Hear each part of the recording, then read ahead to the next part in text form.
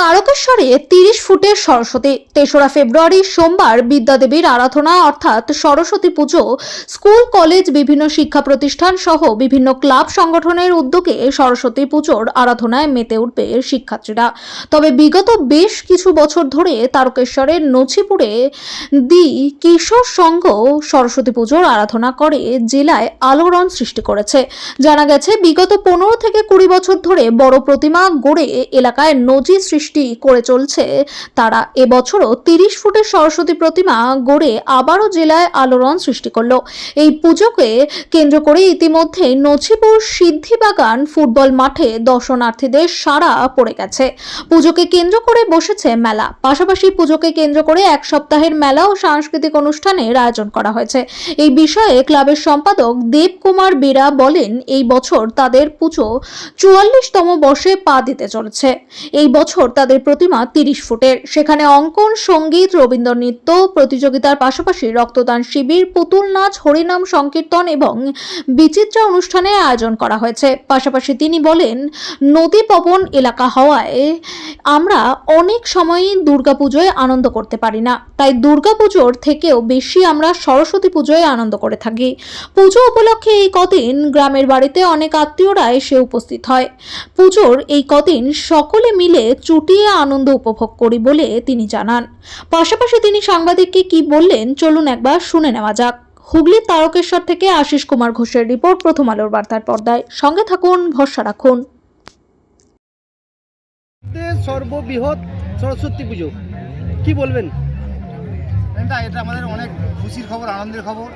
আমরা চেষ্টা করেছি, সবার আশীর্বাদে আমরা এই চেষ্টা, এই প্রয়াস, ঠিক আছে চলো, এই চেষ্টা, এই প্রয়াস সার্থক হয়েছে আমাদের। আমরা খুব খুশি, গর্বিত। এই চিন্তা ভাবনা কোথা থেকে এত বড় ঠাকুর করবেন? না, প্রথমে এই চিন্তা ভাবনা মানে আমাদের মনে একটা এসেছে, মনে একটা থিম এসেছে যে আমরা বড় ঠাকুর করবো। এখন ট্র্যাডিশন হয়ে গেছে, সব জায়গায় বড় ঠাকুর করতে অনেক নাম হয়েছে। আমরা সেরকম জায়গা থেকে আজকে প্রায় ১০-১২ বছর বড় ঠাকুর করে আসছি। আগে ছোট ঠাকুর করতাম, এখন বড় ঠাকুর করতে আমাদের মেলাটা চলেছে বা মানুষ অনেক সাড়া পেয়েছে বা অনেক মানুষ আমাদের পাশে এগিয়ে এসছে। কিভাবে বিসর্জন করেন এই ঠাকুর?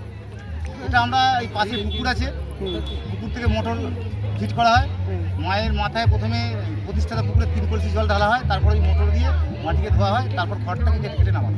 কদিন ধরে অনুষ্ঠান চলবে? আমাদের এখানে মূলত ৮ দিন ধরে অনুষ্ঠান চলবে। কাল ওপেনিং হয়েছে এবং ৮ তারিখ পর্যন্ত চলবে। ৯ তারিখে আমাদের কী কী অনুষ্ঠান রাখছে? আমাদের আজকে আছে কলেজ সোশ্যালের মতো একটা ৪টে থেকে বিচিত্র অনুষ্ঠান আছে। কালকে বসে আঁকো প্রতিযোগিতা আছে, সঙ্গীত প্রতিযোগিতা আছে, নৃত্যের প্রতিযোগিতা আছে, সন্ধ্যায় সাংস্কৃতিক অনুষ্ঠান আছে। পরশু দিনকে মানে আপনার ৫ তারিখে সন্ধ্যায় সাংস্কৃতিক অনুষ্ঠান, আর দিনের বেলা হাড়িভাঙা, গজলাইক এই জাতীয় অনুষ্ঠান আছে। আগামী দিন আরও কি চিন্তাভাবনা আছে? চিন্তাভাবনা মানুষ এইভাবে পাশে থাকলে বা সহযোগিতা থাকলে আমরা আরও বড় কিছু করবো মানুষের জন্য বা সবাইকে আনন্দ দেওয়ার জন্য আমাদের ক্লাব আরও বেশি কিছু করার চেষ্টা করবে। প্রশাসনের সঙ্গে কীভাবে সাহায্য পেয়েছেন? প্রশাসনের সঙ্গে সাহায্য খুব ভালো, প্রশাসন সাহায্য করেছে। আমরা সাহায্য করে এসেছি, এবছরও করেছে। ফায়ার ব্রিগেড বা ইলেকট্রিক অফিস বা পুলিশ স্টেশন বা বিডিও ম্যাম সবাই আমাদের হেল্প করেছে। কী নাম আপনার? আমার নাম দেবকুমার বেরা, সঙ্গে ঠিক আছে।